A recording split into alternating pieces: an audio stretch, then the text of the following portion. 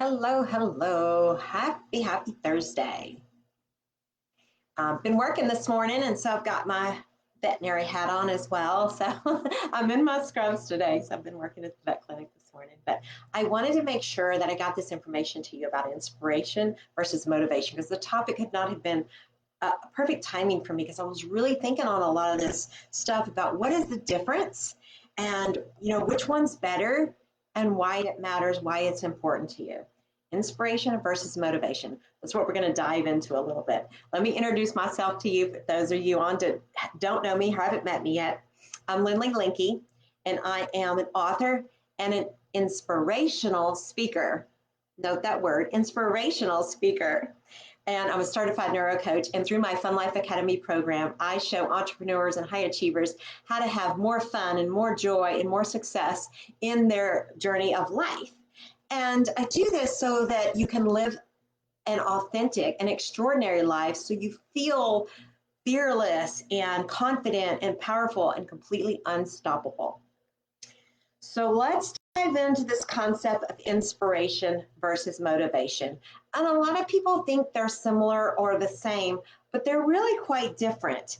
In fact, it's interesting how the universe works, and it puts things up into the forefront of your mind and brings them forthright. So as I was actually working and doing some updates with my media and my speaker bio, I always heard the term motivational speaker, motivational speaker. And been to motivational speakers, like it's on the signs on the billboards that that's who they are, they're motivational speakers. And what I came from that is, I'm not a motivational speaker, I'm an inspirational speaker. My job is to inspire you, not necessarily to motivate you to get into action. Yeah. And in fact, I had already picked my year for the word last year. I don't know, my year's gone crazy, but this year, I don't know if you can see it. It is inspire. Yeah, hopefully you can see that. Anyway, the word was inspire. And so I decided to rethink that. I'm not a motivational speaker. My book wasn't meant to be, my book, oh, I'm backwards. Well, here, don't care, wasn't meant to be motivational necessarily, but it was meant to be inspirational for others to take it on for themselves so that they can take massive action on what they want to do to create a life that they love. And so, interestingly enough, because you can be inspired by a lot of things and without getting motivated to do anything about it. And you can be motivated by maybe things that you have to do or you should do, like shitting all over yourself, without feeling inspired. So the definition of motivation itself, really, which is more an internal decision, is the reason one has for acting or behaving in a particular way.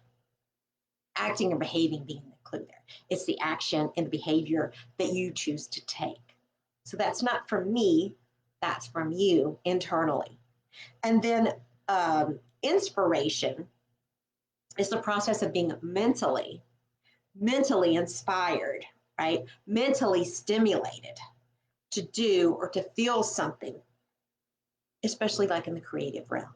So it's that feeling of inspiration that may get you motivated to take action, to do something, but it is really that feeling. And when we have a feeling about something, we all know that there's a thought that comes like right at that same moment or right before it. There's a thought, and then that thought combined with that emotion creates the belief you have about it. And if the belief you have about it is strong enough that you choose to take that action, that's going to drive like every decision that you make and action and results that you take. And it can be action, it can even be no action or reaction can give you results. But in this case, if you're motivated to do something and your belief behind it is where it needs to be, then you are going to decide to take action so that you get the results to live the life that you want to live. And so I asked the question, what's the difference? That's the difference. Which is better? Well, neither. Neither is better. You can be inspired and you can be motivated separately. You can put them together. So the key is, it's important to know that the better is when they're together. Because when you're motivated without being inspired by somebody, it can be like a job, for instance.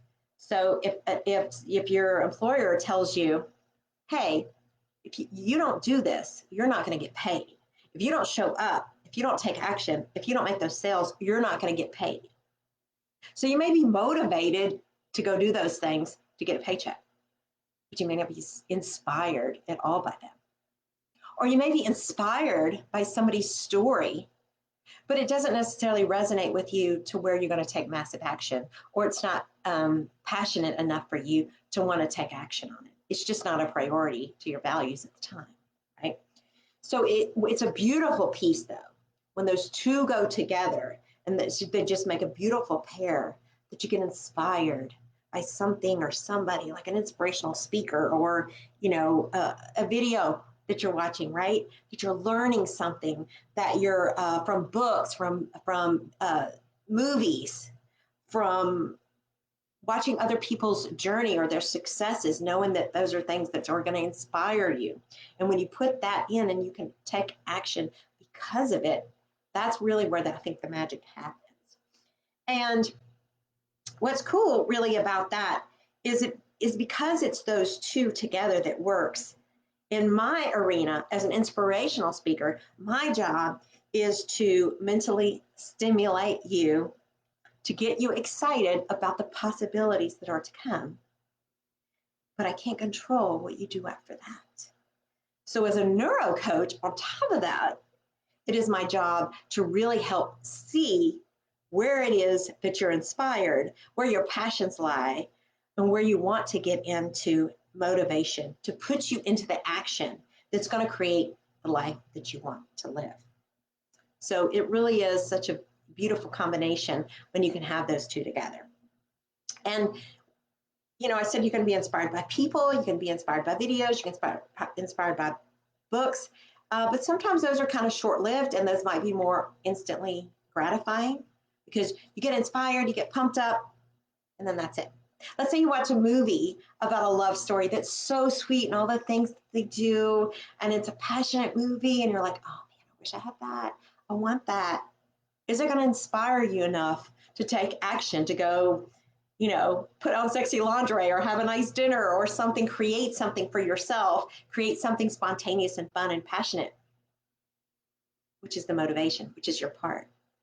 So there's a lot of things that inspire us, but not a lot of things that are going to motivate us. And I think I could probably do a whole discussion on how to stay motivated and some of those things that are going to drive us, like your why, like why are you doing certain things? Because if they're not in high value or high regard, then you're probably not going to see them as that important. So you're probably not going to take action on it. It's like, good for them, but I've got other things going on. I'm not going to take action on that. It can also be, pain and pleasure, like reward.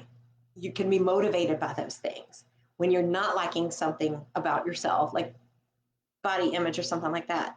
Well, the pain is that you're uncomfortable or you're sluggish or you don't feel good or whatever. And the action would be to take action on that if it's important enough.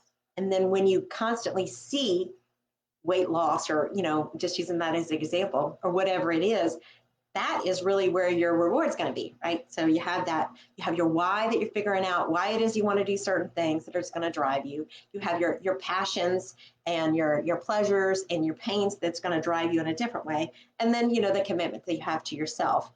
And it's so interesting. I said, it's interesting how the universe works, is because as I was working on this media bio between inspirational and motivation, my friend, Natasha Denman, who has helped me write my book, Wild Hair Don't Care, she had just reposted something she had recorded a long time about these two.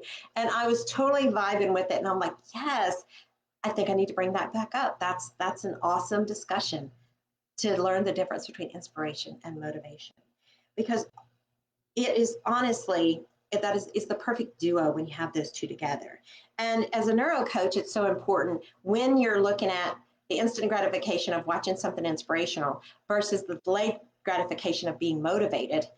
When you have the feeling and you put the thought together and you get the belief, then you've got to rewire that network to have that belief, to keep that belief in a positive way. Whereas if it no longer serves you and it's a negative belief, let's say you get inspired in someone and you think, and your initial feeling was, I can do that. I am good enough. I'm going to go do that. I'm going to make that happen. And then you're going to get into action. Whereas if your initial instinct is, I don't think I can do that. And then your belief might be, I'm not good enough for that. I'm not worthy enough for that. Then most likely you're not going to take action on that. But if you can identify those things, those thinkings and those the limiting beliefs and the things that are holding you back, you can unwind them, rewire them for good, create a new pathway that's going to empower you, and watch the old one fade away, or pruning. Synaptic pruning is what we call that. That prunes away. And it does take a little bit longer, which again, it's going to be more of the delayed gratification, because that takes a period of, a couple months or so for the new pathways to become active and the old pathways to fade away. The old pathways fading away is probably harder than creating the new pathway, because you can create the new pathway, you can get it going, but it's easy to fall back into the old habit if it doesn't stick for very long. So that's one of the things, we do teach in Fun Life Academy, is how to do that, how to rewire your brain and prime it in so that it sticks, so that you are creating and empowering your life as you want to live.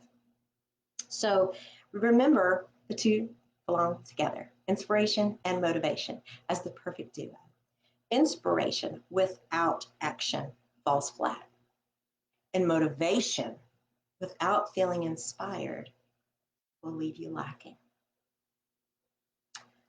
I hope this was helpful, and I hope you gained some knowledge about it. And I hope next time you're feeling inspired and don't take action, take a listen to what you're saying to yourself. Or next time you're motivated to do a lot of crap and you're shitting all over yourself that you have to do it and you should do it, but you don't want to do it, take a look at that too and see, how can I make a change to live the life that I want? Have a great one. If I can help in any way, you want to strategize with me, feel free to go to lynleelinke.com and book a discovery call. See you later. Have a great weekend. Bye.